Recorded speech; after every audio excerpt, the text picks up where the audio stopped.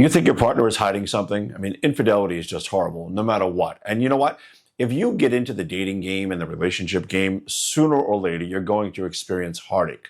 Whether it be breaking up with somebody, them breaking up with you, or cheating, infidelity, which is, one of the most difficult things in life to deal with. So what I'm going to do is lay out just the first of the many behaviors that are a good indication of infidelity. Many of them have to do with the cell phone and also their personal appearance. I'm not going to take a very long time, maybe just a couple of minutes, but after that, I'm going to show you how you can find out the truth, because more than likely you have more than just a few questions. You probably want to get WhatsApp messages and text messages. You probably want to see their GPS location, because more than likely you don't believe them when they tell you they're leaving the house and going here. You think they're really going there. And more than likely, they don't share location with you. More than likely, they have their location services off. More than likely, they have their location history off, which can be, accessed in the iPhone, where it shows you a list of your most recent locations. More than likely, all of that is turned off in an effort to keep you in the dark and ultimately to keep you doing what they want you to do.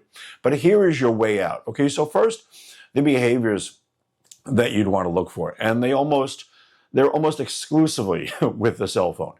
And number one is the phone face down. Now, keep in mind, one of these behaviors or, red flags may not be anything to worry about, but more than one, you get into 2, 3, 4, and the more that, kind of resonate with you, the more you have something to be concerned with. So phone face down, in my opinion, that's a red flag. When you're single, who cares? But when you're in a relationship, marriage, or whatever the case may be, why leave your phone face down?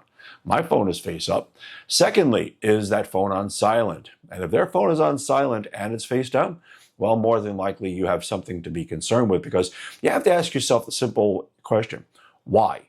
Why is their phone face down? Why is it on silent? Do they really value, peace and quiet and silence within the home that much to where they won't turn their phone on just in case somebody calls? What if you're a parent and your child is out or something, like anything at all? You have to say to yourself, hey, what's the deal with this? I remember one time I dated this woman who had 2 teenage daughters. She used to come down to my house in Florida, and I used to say, hey, you know what? Aren't you concerned about your girls getting in touch with you? She goes, no, they're old enough now, blah, blah, blah. Now, knowing this woman and knowing the kind of mother she is, it didn't seem right, because I know she's a very good mother, at least from what I've seen.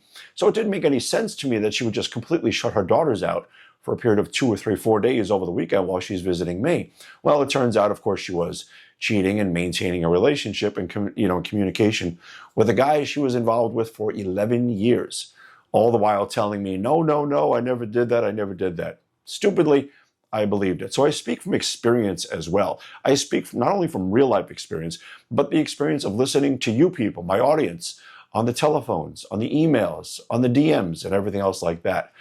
So again, if it's on face down and silent, you have to ask yourself why. This person doesn't want to communicate with the outside world when he's with me or when she's with me. Does that really make sense? And more importantly, is their phone on when they're not with you? That's a good question. Ask yourself these things. Third, do they protect that phone with their life? That is to say, are they always concerned about where it is? Did I forget it someplace? Is it out of sight? Is it always in their pocket or in their pocketbook? In their car? Did they, mistakenly leave it at work or something like that? In each one of these things, each red flag, the accumulation of these adds more and more suspicion to that person's behavior and their intentions. Now, fourth, do you have access to their phone? Can you ask them for their phone, and will they hand it over without any resistance whatsoever? If you can't do that, then, my friend, you definitely have an issue.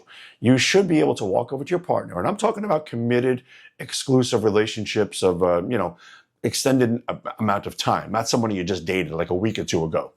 So anyway, you should be able to walk over to them and say, hey, baby, can I take a look at your phone, or can I use your phone? Mine's in the other room, and I don't feel like going to get it right now. Something like that. If they don't hand over their phone, my friend, that's definitely cause for concern. So right now I'm up to, all the things that I mentioned, I should say. If each one of these, one or more, resonates with you, I'm telling you, keep listening, because you definitely have something to be concerned about. Now, number 5, is their phone password protected? And do you have the password for that phone? Because if it's not always been password protected and all of a sudden it is, and in addition to that, you don't know the password to it, That's also a big red flag. And with all these things combined, you have to realize too, there are so many ways for people to conceal their behavior, to conceal their activity, even if they do give you their phone. You also know that there are many, many apps out there that can be disguised as, say, the calculator app or the weather app or something. All they have to do is change the icon, but only they know what's underneath that icon. And this is the great thing about now the methods I'm going to tell you about to uncover this behavior, because it doesn't matter what methods they're using to conceal their behavior. The methods that I'm going to tell you about, the tools and the apps that I'm going to tell you about that will get you this information, will cut through all of that, we'll say, smoke and clouds, and really get to the answer. And this is how it does it. So the way you find out the truth is very, very simple. If you want WhatsApp messages, text messages, GPS location history, there's one method to do that. And if you want to get the exact GPS location of their phone without having it or being anywhere near it, and without installing any software to that app, or to their phone rather, there's a way to get that done too. So let's just say, for instance, they text message, you're texting them, you're calling them, they're not replying. You could send a text message to that phone and get its exact GPS location back to you as a push pin on a Google map.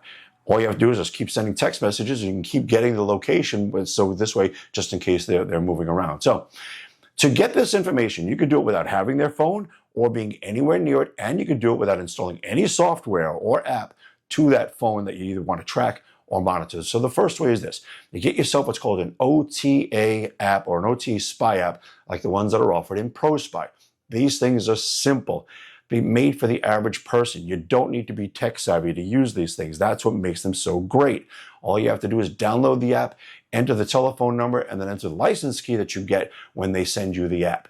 The app basically does the rest of the work from there. It establishes a remote connection over the internet between their phone and your phone. So now you'll be able to see WhatsApp messages, text messages, emails, browser history, call logs, call recordings, WhatsApp calls, and so much other information.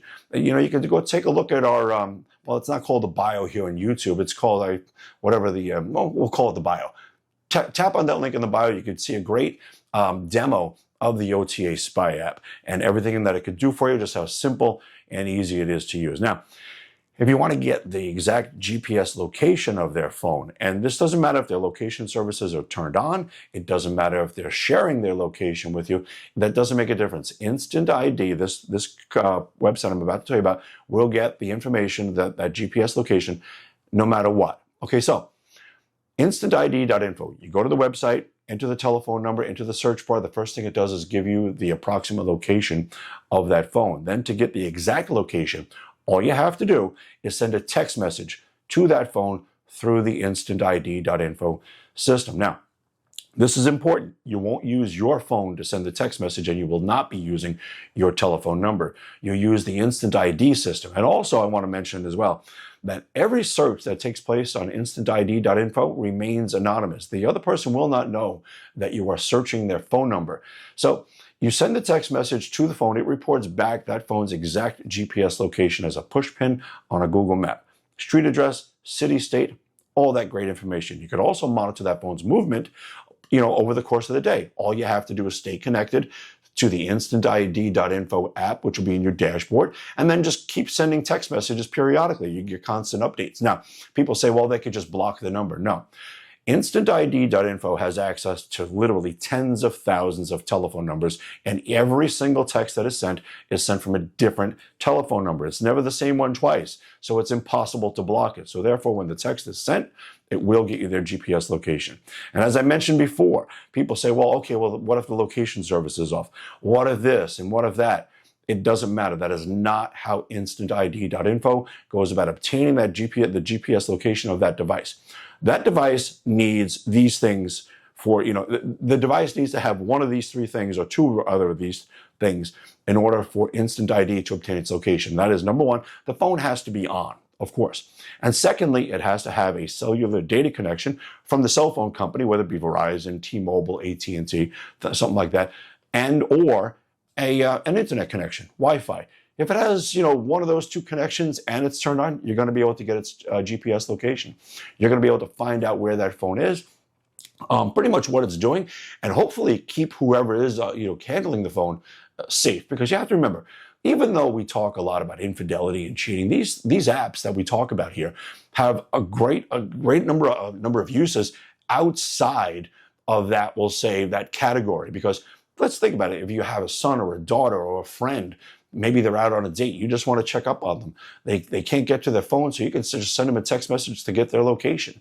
There are so many ways, and you can monitor their location, you can monitor their movement over a period of time just to make sure that they're safe. Let's just say that your son and daughter, maybe you just had an argument with them. You know how teenagers can be. They leave the house abruptly. You want to find out where they are? Shoot them a text message. The InstantID.info GPS system will show you exactly where they are. So hopefully, maybe you can go now and intervene and protect them from possible danger. You never know. WhatsApp messages and text messages and calls and everything else like that is always a great thing to monitor, especially with kids, also with employees. There are so many different uses for all of this information, for all these apps rather.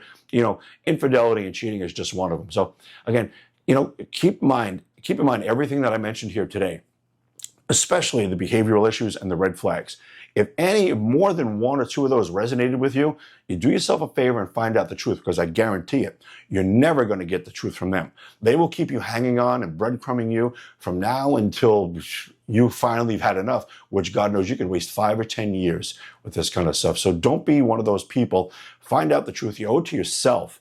And for no other reason than to be able to make your own decisions and move on with your own life without being gaslighted and manipulated by somebody else who values themselves more than they do you.